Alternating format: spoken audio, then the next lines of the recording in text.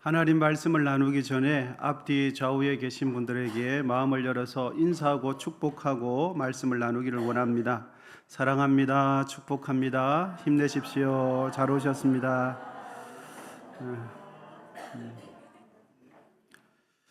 주의 날에 우리 모두가 함께 모여서 하나님의 전에서 예배하는 것이 우리에게 큰 기쁨인 줄 믿습니다. 오늘 본문은 예수님께서 중풍병자를 치유하시는 내용입니다. 예수님께서 다시 가버나움에 오셨다는 소문이 돌자 가버나움에 있는 지역 주민들은 예수님이 머무시는 그 집에 금세 몰려 들어와서 인산인해를 이루었습니다. 당시 팔레스타인 지역 사람들은 지금의 우리처럼 현관문을 닫지 않고 생활했습니다. 왜냐하면 그때 당시는 아주 개방적인 삶을 살았기 때문입니다. 들어오기를 원한다면 누구든지 다 들어오라는 의미로 집의 문을 활짝 열어놓고 그렇게 일상을 생활했습니다. 그래서인지 예수님께서 계시는 그 집에는 사람들이 가득 차는 데는 시간이 얼마 걸리지 않아도 되었습니다. 본문 1절과 2절 상반절인데요. 같이 읽어보도록 하시겠습니다. 시작. 수일 후에 예수께서 다시 가버나움에 들어가시니 집에 계시다는 소문이 들린지라 많은 사람이 모여 문 앞까지도 들어설 자리가 없게 되었는데. 아멘. 많은 사람들이 모여들어서 예수님이 계시는 그 집 문 앞에도 들어설 자리가 없었다, 이렇게 성경은 기록해 주고 있습니다.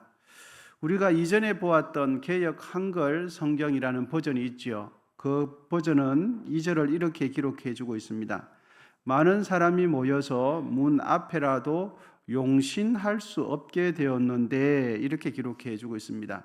용신할 수 없게 되었다는 것은 공간이 너무 좁아서 몸을 자유롭게 움직일 수 없게 되었다는 뜻이 용신할 수 없게 되었다는 뜻입니다.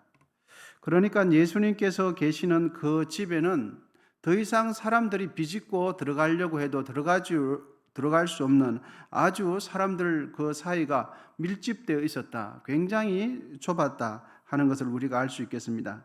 그런데 오늘 본문의 시선은 일찍 와서 집 안에 있는 사람들에게 시선이 가 있지 않고 뒤늦게 도착해서 아직도 집 안으로 들어가지 못한 한 중풍병자와 그를 메고 온 4명의 사람에게 본문의 시선이 가 있습니다.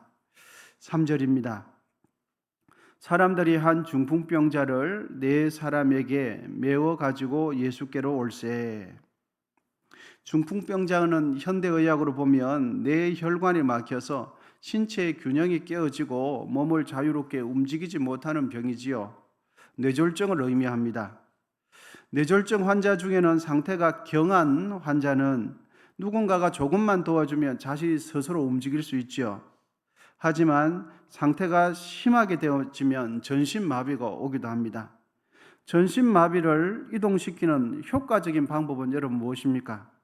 환자가 누워있는 그 상태에 침상체로 옮기는 것이 전신마비를 옮기는 사람들에게는 가장 효과적이죠. 중풍병자를 들것에 들어 침상체에 메고 예수님이 계시는 집까지 왔지만, 집 앞에까지는 왔지만 예수님께로는 갈 수가 없었습니다. 왜냐하면 먼저 와서 자리를 잡고 있는 사람들이 방해가 되었기 때문입니다. 먼저 온 사람들이 예수님을 만나는 일에 장애물이 되었던 겁니다. 먼저 와서 집에서 자리 잡고 있는 사람들이 이 중풍병자가 예수님을 만나려고 할 때 방해물이 되었던 겁니다. 본문 4절 상반절입니다. 우리 같이 읽도록 하겠습니다. 시작. 무리들 때문에 예수께 데려갈 수 없으므로. 아멘. 중풍병자가 들것에 실려서 4명에 의해서 힘들게 예수님께서 계시는 집에 왔지만 사람들이 무리가 꽉 들어차 있어서 가지 못했다는 이야기입니다. 우리는 여기서 우리 자신을 돌아보게 됩니다. 예수님께 먼저 온 것은 잘못한 것은 아닙니다. 하지만 예수님께 먼저 온 나는 다른 이들이 예수님께로 가려고 할 때 나는 과연 어떤 역할을 하고 있는가 하는 것입니다. 본문의 중풍병자가 어려움을 당하듯이 나보다 내 뒤에 온 사람이 나 때문에 예수님을 만나는 일에 혹 어려움을 당하고 있지 않은지를 내 자신을 돌아보게 됩니다. 여러분, 예수 믿지 않는 사람이 교회에 오는 경우는 대부분 어떻게 해서 오게 됩니까? 먼저 믿은 사람이 전도했기 때문에 교회에 오시게 되지요. 그런데 참 안타까운 것은 교회에 먼저 와서 자리를 잡은 사람이, 먼저 교회에 온 사람이 생각 없이 하는 말과 행동 때문에 뒤에 온 사람이 예수님을 만나기 전에 먼저 마음이 서운하고 마음의 상처를 입어서 시험에 들어서 교회 떠나는 경우가 허다한 경우 많습니다. 예수님을 만나기 위해서 교회에 왔지만, 영생의 구원을 받고 싶어서 교회에 왔지만 예수님을 만나기도 전에 교회에 먼저 와서 자리 잡고 있는 사람들 때문에 예수님을 만나지도 못하고 구원을 받지도 못하고 교회를 떠나는 안타까운 일들이 우리의 생활 속에 비일비재하게 있는 것이 사실이지요. 자신들이 교회에 먼저 왔다는 이유로 새로 교회에 나온 사람들이 순수한 마음으로 열심히 교회를 섬기고 봉사하려고 할 때 물론 서툴기는 하지요. 그럴 때 마치 장기에 훈수를 두듯이 뒤에서 이 말 저 말 하면서 방해하고 있지 않은지 우리 자신을 돌아보게 되어집니다. 오늘날 교회가 사회에 대해서 이렇게까지 부정적인 인식과 이미지를 갖게 된 이유는 무엇입니까? 그것은 예수를 먼저 믿은 우리가 믿지 않는 이들에게 본이 되는 삶을 살지 못하고 믿지 않는 이들에게 실망감을 우리가 주었기 때문입니다. 믿지 않은 이들을 예수님께로 이끌어주는 좋은 안내자가 되지는 못하고 본문의 중풍병자가 예수님께로 가려고 할 때 그 길을 막고 있는 사람, 먼저 온 사람이 그 길을 막고 서 있듯이 우리가 그렇게 교회 생활을 하고 있기 때문에 이 사회가 교회를 외면하고 새신자들이 교회 와서 마음의 상처를 입고 교회 나가기 싫다는 이런 말들을 듣게 되어지죠. 여러분, 우리는 교회 안에서나 가정에서나 사회 속 직장에서 믿지 않는 이들을 예수님께로 인도하는 좋은 인도자가 다 되시기를 축복합니다. 예수님을 믿으려고 하는 이들에게 장애물, 방해물, 걸림돌이 아니라 그들을 예수님께로 인도하는 친절한 안내자가 다 되시기를 축복합니다. 중풍병자를 침상째 메고 뒤늦게 도착한 4명의 사람은 먼저 온 사람들이 자리를 잡고 있어서 예수님께로 가는 길이 막혔지만 그들은 포기하지 않았습니다. 왜냐하면 그들에게는 중풍병자를 진실로 사랑하는 마음이 있었기 때문입니다. 4절 하반절입니다. 그 계신 곳에 지붕을 뜯어 구멍을 내고 중풍병자가 누운 상을 달아내리니, 당시 팔레스타인 집은 대부분 단청으로 되어 있었고 지붕으로 올라가는 계단은 집 밖에 있었습니다. 그리고 지붕은 1m 정도 간격으로 대들보를 놓고 대들보 사이사이에는 작은 나무를 엮어서 진흙으로 그렇게 발라서 지붕을 만들었습니다. 그러니까 대들보 사이에 매운 흙을 걷어내는 일은 심히 번거로운 일이긴 했지만 불가능한 일은 아니었습니다. 중풍병자를 침상째 메고 온 4사람은 예수님께로 가는 길이 막히니까 기지를 발휘해서 집 밖 계단을 통해 지붕으로 올라가기를 시도했습니다. 그리고는 덜보 사이에 있는 흙을 뜯어내기 시작했습니다. 사람을 매달아 지붕 위에서 내리는 그렇게 하기 위해서는 천정 구멍은 어느 정도 이상은 되어야 했겠지요. 4사람은 들것에 각각 4곳에 줄을 단단히 묶고는 천정 구멍을 통해서 중풍병자를 집 안에서 말씀하시는 예수님 앞쪽으로 조심조심 내리고 있었습니다. 예수님을 비롯하여 집안에 있는 사람들은 갑자기 천정에서 흙이 떨어지고 흙이 날리면서 큰 구멍이 나면서 환자가 들것에서 내려오는 걸 보면서 심히 당황스러워했을 것이 분명합니다. 여러분, 환자를 침상에 뉘어서 천정에서 달아내리는 일이 어디 쉬운 일입니까? 너무너무 어려운 일이죠. 결코 쉬운 일이 아닙니다. 사람이 쉽지 않은 결단과 행동을 할 때는 대부분 이런 경우입니다. 지금 상황이 매우 절박한 경우에 쉽지 않은 결단을 하게 되어지고, 그리고 다른 사람은 몰라도 적어도 나에게는 분명한 확신이 올 때는 다른 사람이 이해하지 못하는 행동을 하게 되어집니다. 또 하나의 경우는 누군가를 진심으로 사랑할 때는 쉽지 않은 결단을 하고 행동을 하는 것이 사람입니다. 이런 점을 고려하면 중풍병자와 중풍병자를 메고 온 이 네 사람 사이는 서로 진심으로 사랑하고는 사이였다는 것을 알게 되어지고, 중풍병자를 지붕에서 달아내리는 이 네 사람은 적어도 예수님에 대한 분명한 믿음의 확신이 있었다는 것을 우리는 짐작하게 되어집니다. 예수님에 대한 분명한 믿음이 없이는 다른 사람의 집에 지붕을 뜯어내고 환자를 침상채 달아내리는 일을 할 수가 없겠지요. 여러분, 우리는 중풍병자를 도와준 이 네 사람이 누구인지는 알 수는 없습니다. 그런데 그들이 어떤 사람인지는 알 수가 있어요. 그들은 예수님에 대한 분명한 믿음을 가지고 있는 믿음이 있는 사람이 중풍병자를 도와준 네 사람이었어요.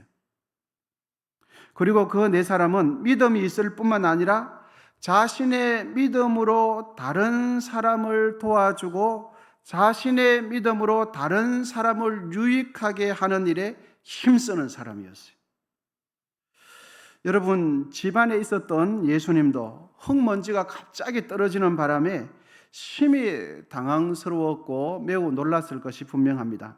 그런데 예수님은 참 우리가 이해하기 어렵게도 그렇게 소란을 일으킨 그 네 사람의 행위를 꾸짖지 않으시고 오히려 그들의 행동을 보시고서 그들의 믿음을 인정해 주시고 그들을 칭찬해 주셨습니다. 4절과 5절 상반절인데 우리 같이 한번 읽도록 하겠습니다. 시작. 무리들 때문에 예수께 데려갈 수 없으므로 그 계신 곳에 지붕을 뜯어 구멍을 내고 중풍병자가 누운 상을 달아내리니 예수께서 그들의 믿음을 보시고. 아멘. 사람을 매달아 내리기 위해서 천정에서 구멍을 어느 정도 크게 냈을 것이 분명하고, 그곳에 있는 사람들은 그 중풍병자를 예수님이 계시는 곳으로 달아내렸습니다. 그런데 다른 사람들은 전부 다 천정을 보면서 인상을 찌푸리고 화를 내는데, 무모한 행동을 한다고 손가락질을 하는데, 예수님은 그들의 그런 행동을 보시고 그들의 믿음이 있다고 칭찬해 주시고 인정해 주셨어요. 그러니까 그 네 사람은 예수님을 믿는 믿음만 있었던 것이 아니라 무엇이 있었습니까? 중풍병자, 가난한 자, 그 사람을 진실로 사랑하는 마음까지 같이 있었습니다. 그 네 사람은 믿음으로 자신의 문제를 해결한 것이 아니라 자신의 믿음으로 다른 사람의 문제를 해결하는 데 도와주었어요. 이처럼 우리도 나의 믿음으로 늘 내 문제만 해결하지 말고, 내 문제만 가지고 기도하지 말고 나의 믿음으로 다른 사람을 도와주게 되시기를 축복합니다. 내 믿음으로 내 문제만 해결하는 사람이 아니라 내 믿음으로 다른 사람을 유익하게 하고 다른 사람을 살려내는 일에 쓰임받게 되시기를 축복합니다. 여러분, 우리 마음속에 믿음만 있으면 되는 것이 아니라 이웃을 향한 진실한 사랑도 있어야 합니다. 내 마음에 믿음만 있고 이웃을 향한 사랑이 없으면 우리는 개인적인 사람이 돼요. 하지만 믿음이 있고 다른 사람을 향한 진실한 사랑의 마음까지 있으면 그는 다른 사람을 살려내는 사람, 이타적인 사람이 되지요. 그런 측면에 있어서 우리 모두는 우리의 믿음으로 나만 이롭게 하고 내 문제만 해결하는 사람이 아니라 다른 사람을 이롭게 하고 다른 사람을 살려내는 사람이 되시기를 축복합니다. 여러분, 본문의 중풍병자가 가장 원하는 것이 무엇이겠습니까? 그것은 바로 자신의 중풍병자를 고치는 것 아니겠습니까? 그런데도 예수님께서는 중풍병자에게 가장 시급한 질병 치유의 말씀은 하시지 않고 이질적이게도 내 죄 사함을 받았다라고 이 말씀을 하세요. 본문 5절 하반절입니다. 중풍병자에게 이르시되 작은 자야 내 죄 사함을 받았느니라 하시니. 아멘. 여러분, 당시 사람들은 몸에 병이 생기면 전부 다 죄 때문이라고 이렇게 생각했습니다. 병에 걸린 사람은 하나님의 진노의 대상이 된다라고 생각했습니다. 그러니까 중풍병이 발생했다는 것은 중풍병과 관련된 죄가 있기 때문에 그 병이 발생했다 이렇게 생각했어요. 그러므로 예수님께서 중풍병자에게 너의 죄가 사하여졌다라고 선언해 주신 것은 중풍병자 혼자서는 스스로 빠져나올 수 없는 죄의식에서 빠져나올 수 있도록, 그곳에서 해방될 수 있도록 예수님께서 너의 죄가 사하여졌다라고 말씀해 주신 것입니다. 그렇습니다. 예수님은 중풍병자의 육신을 치료해 주시기 전에 그의 마음의 병을 고쳐주셨어요. 육신의 병을 고쳐주시기 전에 그의 죄의식의 문제를 해결해 주시고 그의 영적인 문제를 먼저 해결해 주시고 난 뒤에 그의 육신적인 질병을 고쳐주셨습니다. 왜냐하면 그렇게 함으로 인해서 이 중풍병자는 영적인 문제, 정신적인 문제, 죄의식의 문제, 육신적인 문제까지 모두 자유함을 누리게 되기 때문입니다. 여러분, 예수님은 저와 여러분의 모든 문제를 해결해 줄 수 있는 분입니다. 예수님은 우리의 영혼의 문제만 해결해 주시는 분이 아니라 이 땅의 현실적인 문제까지 모두 해결해 주시는 분입니다. 그러므로 예수님을 더욱더 의지하시고 예수님을 더욱더 사랑하시고 예수님을 더욱더 신뢰하게 되시기를 축복합니다. 스위스의 알프스 산 어떤 높은 봉우리에 흰 대리석으로 아름답게 십자가가 세워져 있는데 그 대리석 십자가 위에는 오직 예수라는 글귀가 새겨져 있다고 합니다. 그 대리석 십자가가 세워지게 된 것은 일찍이 어떤 분이 자신의 가족을 데리고 스위스에 피서를 갔습니다. 사랑하는 딸을 데리고 산책 삼아, 등산 삼아 높은 산 꼭대기를 조심해서 올라가는데 그만 실수로 그의 딸이 발이 미끄러져서 높은 절벽에서 떨어져서 이 세상을 떠나고 말았습니다. 그러자 아버지 되는 그분은 슬픔을 이루 말할 수가 없었습니다. 한여름 서늘한 스위스에서 평안히 지내려고 피서 왔다가 이 같은 참변을 당하게 되었습니다. 이분에게는 돈이 많았습니다. 하지만 딸을 잃고 난 뒤에 많은 돈도 위로가 되지 않았습니다. 이분은 지위도 높았습니다. 그런데 그 높은 지위도 아무런 위로가 되지 못했습니다. 그때 그는 참된 위로를 주시는 분은 예수님밖에 없다는 것을 절실히 깨닫고는 그 산봉우리에다가 큰 대리석으로 십자가를 세우고는 거기에다가 오직 예수라고 새겼다고 합니다. 여러분, 우리에게 소망과 위로를 주실 수 있는 분은 예수님밖에 없습니다. 우리의 영적인 문제, 우리의 정신적인 문제, 우리의 마음의 문제뿐만 아니라 우리의 현실적인 모든 문제를 해결해 주실 수 있는 분은 예수님밖에 없습니다. 이제 말씀을 정리하도록 하겠습니다. 예수님을 먼저 믿고 먼저 교회에 나온 나는 내 주위 사람들이 교회에 나와서 예수님을 믿으려고 할 때 나는 어떤 역할을 하고 있는가 하는 것입니다. 나는 그들에게 장애물 역할을 하고 있는가, 아니면 그들이 예수님을 더 잘 믿을 수 있도록 좋은 안내자 역할을 하고 있는가. 또한 나는 믿음을 가지되 내 믿음으로 늘 내 문제만, 내 기도 제목으로만 기도하는 사람인가, 아니면 내 믿음으로 다른 사람을 이롭게 하고 다른 사람을 살려내는 사람인가 하는 것입니다. 여러분, 우리는 믿음으로 살아야 합니다. 그런데 믿음으로 살되 내 믿음을 통해서 나도 살 뿐만 아니라 이웃도 살려내는, 사람을 살려내는 믿음의 사람이 다 되시기를 축복합니다. 기도하겠습니다.